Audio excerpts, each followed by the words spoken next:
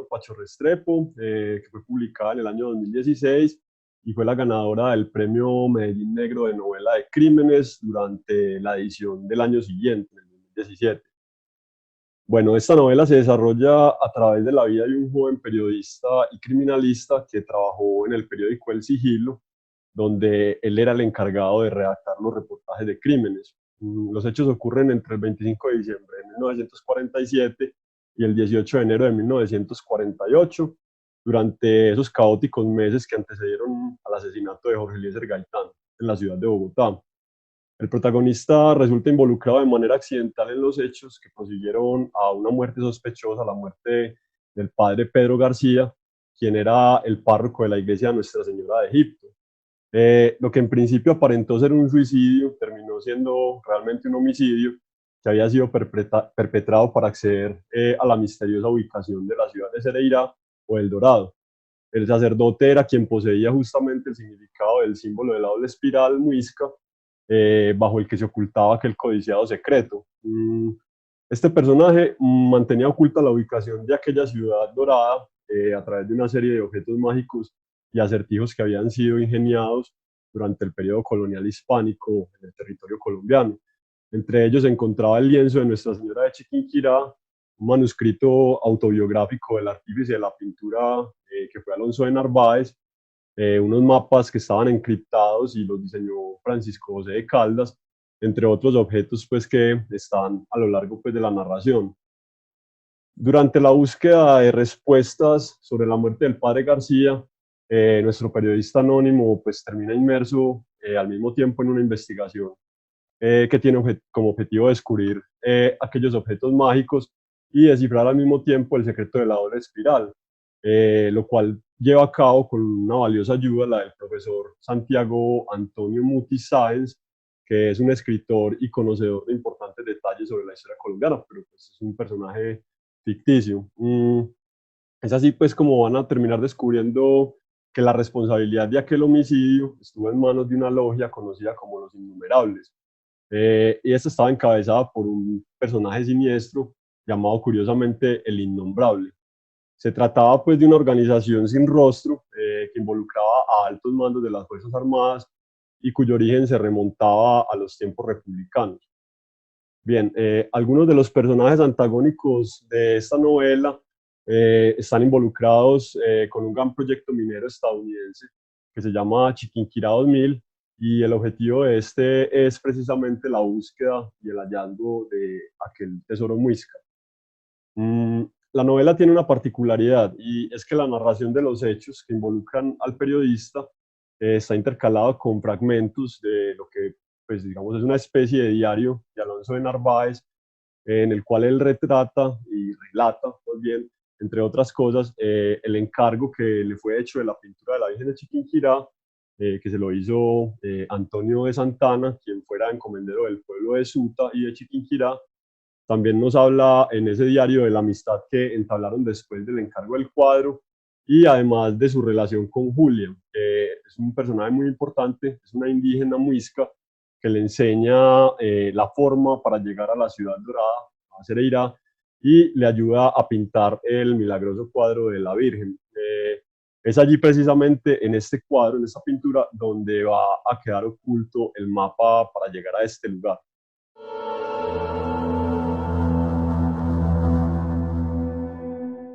Bueno, dentro de la historia centralista de Colombia existe un sinnúmero de hitos y anécdotas que pues, han sido profusamente estudiados y documentados dentro de nuestra historiografía.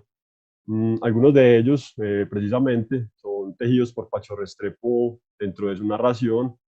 pese pues, a que la mayoría no tienen ninguna relación entre sí. Entre ellos, él hace alusión a un personaje llamado Pedro Pascasio Martínez, que fue un soldado entre 11 o 12 años, que ayudó a capturar al general Barreiro en Puente Boyacá durante la conocida batalla del 7 de agosto de 1819. Mm, Pacho Restrepo también se va a referir a la famosa conspiración septembrina, en la que Francisco de Paula Santander y otros criollos intentaron ponerle fin a la vida del libertador Simón Bolívar. Y pues digamos, eso es un suceso que a su vez estuvo relacionado con la fundación de la masonería en Colombia. donde estuvo involucrado el padre Juan Nepomuceno de Azuero y Plata, también mencionado por Pacho Restrepo pues, en su novela. Nos va a mencionar también a los famosos días del ruido o el tiempo del ruido. Esto se trató pues, de un evento que no se ha logrado determinar pues, su origen, eh, pero pudo haber sido telúrico o meteórico y ocurrió en Santa Fe, Bogotá y sus inmediaciones durante la noche del 9 de marzo de 1687, en el siglo XVII. Bueno, los testimonios que quedaron registrados de este evento aseguran que pues, digamos, este fuerte ruido estuvo acompañado en algunas ocasiones por un intenso olor a azufre. Bueno, otro de esos eventos históricos que rescata Pacho Restrepo y que resulta fundamental dentro del argumento de la novela y que además pues, es poco conocido a nivel nacional, se trata de la sanción canónica o el entredicho canónico con que fue castigada la parroquia de Nuestra Señora de Chiquinquirá en 1918. Bueno, esto ocurrió cuando las autoridades de aquel pueblo boyacense se negaron a trasladar el cuadro de la Virgen de Chiquinquirá a la ciudad de Bogotá para que fuera coronada como patrona de Colombia, pues porque ellos temían que el cuadro no fuera regresado y pues, realmente la veneración era tan grande que al final amenazaron con una sonada al pueblo y eso fue lo que causó aquella sanción canónica. Bueno, pocos colombianos saben también que después de que finalizó la Segunda Guerra Mundial, hubo en el país un campo de concentración para alemanes y japoneses, para los enemigos de los estadounidenses, pues, de los aliados. Este operó en Fusagasugá, en el Hotel Sabaneta, y, digamos, fue decretado por el gobierno nacional mediante la Ley 39 de 1944. Este lugar funcionó alrededor de 15 meses. Pacho Restrepo nos lo va a recordar a través de uno de sus personajes más importantes, Igor Wolf, un ciudadano alemán, pintor y comerciante de arte, que estuvo recluido allí y que va a estar relacionado con la custodia del secreto del Dorado dentro de la novela. Precisamente entre todos estos hitos de la historiografía colombiana, este último, el del mito del Dorado, es fundamental para el argumento de la novela y es uno de los que particularmente compartimos con otros países de la América hispana. Se trata de la leyenda del Dorado que se soñaba bajo las profundidades de la laguna de Guatavita.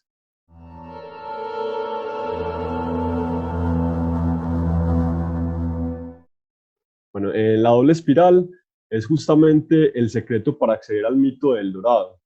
la famosa ciudad de oro que desde la llegada de los españoles al subcontinente suramericano fue el delirio de cientos de ellos y que condujo a la mayoría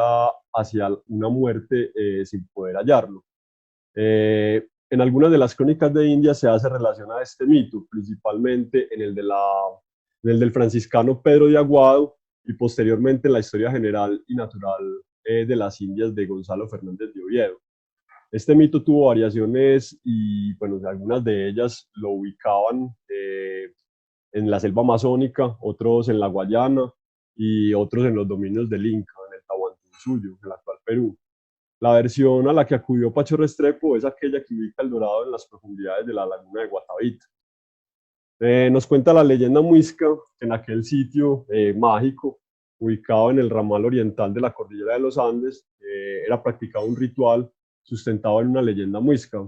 Esta dice que la mujer de un viejo cacique se lanzó a aquella laguna y se quitó la vida con su hija tras ser descubierta en adulterio.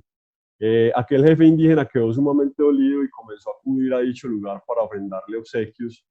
a la memoria pues, de su difunta esposa, lo que posteriormente se convirtió en un ritual fijo para todos los caciques de la región muisca.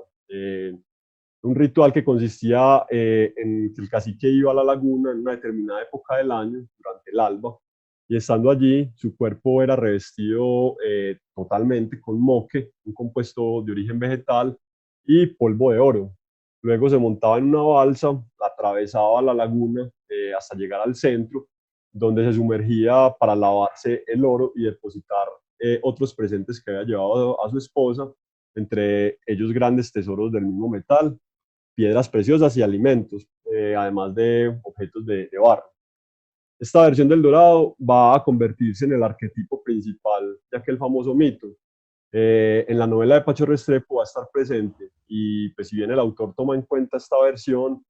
Él la saca de las profundidades de la laguna, o sea, él saca el mito del dorado de las profundidades de esta laguna y lo va a ubicar debajo de la tierra, justo en el epicentro del territorio muisca, entre la ciudad de Santa Fe, Bogotá, y el pueblo de Chiquinquirá, que pertenecía a la antigua provincia de Tunja y hoy en día hace parte del departamento de Boyacá.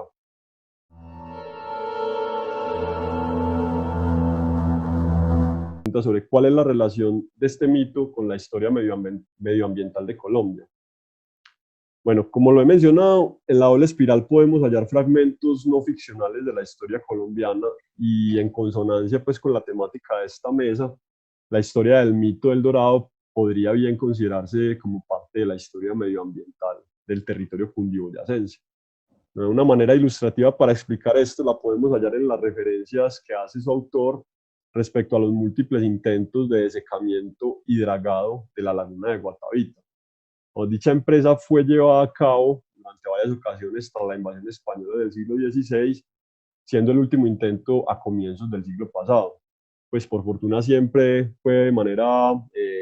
infructuosa, la laguna no quedó nunca desecada totalmente y cuando estuvo a punto de hacerlo se recuperó gracias a las lluvias y bueno, igual hubo efectos que son evidentes en el paisaje original de aquel espacio que hoy en día podemos verificar. El jesuita J. Ramírez, en un estudio que hizo, señaló que quien fue el que hizo, nos señaló quién fue el que acometió el primer intento de desecación de la laguna, que fue el capitán Lázaro Fonte. Eh, Esto fue durante el siglo XVI precisamente. Él se quedó sin capital para realizar las obras y abandonó muy rápido pues como la misión. Luego de esto lo intentó Hernán Pérez de Quesada, quien era hermano del adelantado Gonzalo Jiménez de Quesada, el conquistador pues, de la sabana cundiboyacense. Y bueno, dice él que consiguió hacer que el nivel del agua descendiera a unos 10 pies, unos 3 metros aproximadamente, pero solo sacó 3 o 4 mil pesos de oro fino, según su testimonio. En un estudio de Jorge Palacios, nos muestra que durante el siglo XVII, en 1625, algunos mineros que residían en el Real de Minas de Santa Ana, que quedaba en la jurisdicción de la ciudad de Mariquita, una zona caliente y minera, estos solicitaron la capitulación o convenio con la Real Audiencia de Santa Fe para el desagüe de la laguna de Guatavita. Esto pues con el fin de extraer el oro y la plata y las piedras preciosas que se creían que estaban sumergidas allí. Finalmente, el 15 de julio de ese mismo año, el gobernador del Nuevo Reino y presidente de la audiencia aprobó dicha concesión, indicando la manera en la que debía llevarse a cabo la explotación y concediendo además un plazo de 6 meses para adelantar el desagüe y un término no mayor a 8 años para informar sobre la utilidad y los resultados del proyecto. En el siglo XVI también, perdón, en el siglo XVII también el rey Felipe II financió algunos intentos de drenaje de esta laguna que terminaron con algunos hallazgos que se enviaron a España. Fue Antonio de Sepúlveda quien capituló con aquel monarca para desaguar la laguna, lo cual tuvo unos resultados económicos un tanto modestos, pero a nivel paisajístico aún se pueden notar en nuestros días. Fue debido a este intento que finalmente se modificó el paisaje de la laguna de manera permanente al abrirse un boquete o un desaguadero en su margen. El artífice de esta obra declaró que solo de la parte en que se había disminuido el nivel del agua, fueron 14 pies, se había sacado más de 12.000 pesos de oro. Bueno, después de esto, un gran derrumbe volvió pues como a tapar el desaguadero y permitió que subiera nuevamente el nivel de las aguas. Ya durante el periodo republicano hubo también nuevos intentos, un poco más exitosos que los del periodo colonial. Eh, Algunos colombianos participaron en ellos con la ayuda pues, de ingeniería y pues, ayuda técnica de Inglaterra y Alemania. En esta época, pues digamos que el caso principal fue el de José Ignacio París, un colombiano que emprendió aquella tarea. Lo hizo en compañía de un capitán inglés de apellido Cochrane,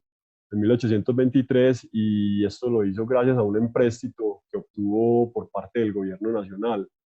Este intento consistió en la construcción de un túnel que finalmente se hundió, y pues durante aquella catástrofe perecieron muchos de los trabajadores de la obra, lo que ocasionó pues como el remate de la empresa. El último intento de este desagüe fue quizás el más exitoso de todos, y lo llevó a cabo otro inglés, W. Cooper, a comienzos del siglo pasado, más o menos durante los 10 primeros años del siglo pasado. Dos alemanes se dieron cuenta de ello a través de una fotografía que pues, consideraron insólita, y para poder verificar esta situación viajaron a Colombia en 1910. Allí conocieron al ingeniero de aquella obra, vieron que consistía en un túnel de 400 metros de longitud, 2 metros de altura, que estaba sostenido en la entrada por postes de madera.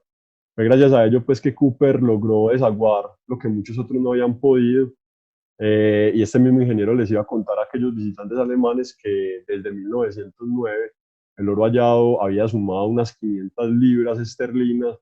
además pues de las esmeraldas que según su testimonio podían llegar a valer hasta unas 70 libras también. Les aseguró además que el botín no solo pues, sirvió para cubrir los costos corrientes de los trabajos, sino que también sirvió para compensar los intereses y el capital invertidos en las obras.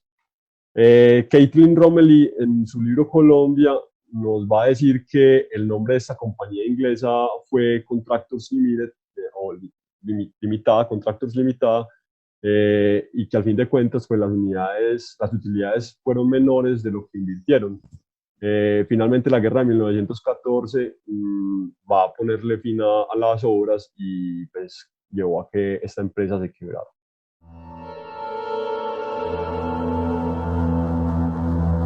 Me parece que vale la pena señalar que de mediados del siglo pasado la nación declaró la laguna de Guatavita como patrimonio natural y cultural, vetando así cualquier intento posterior de dragado pues, de sus aguas. Podemos ver de esta enseñanza de la historia que la ambición del hombre blanco por extraer las enormes riquezas metalúrgicas y lapidarias que ofrendaron en algún momento los zipas durante sus rituales de iniciación, y pues el deseo de enriquecerse con el dorado, finalmente fueron más poderosos que el deseo de conservar esa belleza mágica de aquel territorio en el que prospera la vida paramuna, y donde nace de manera abundante un recurso que es mucho más valioso, que es el agua. De lo dicho hasta ahora, pues resulta evidente que la relación entre la búsqueda secular del dorado en el territorio cundiboyacense, tanto así como los efectos que la minería ha dejado en nuestro medio ambiente, están como ejemplo de esa historia medioambiental a la que nos podemos aproximar a partir de la obra de Pacho Restrepo. Pues este boquete dejado en la laguna de Guatavita es solo una pequeña muestra de lo que vendrá después con la locomotora minera en la que nos han montado de manera irresponsable la clase dirigente de este país, y que amenaza con destruir la mayoría de nuestros recursos hídricos.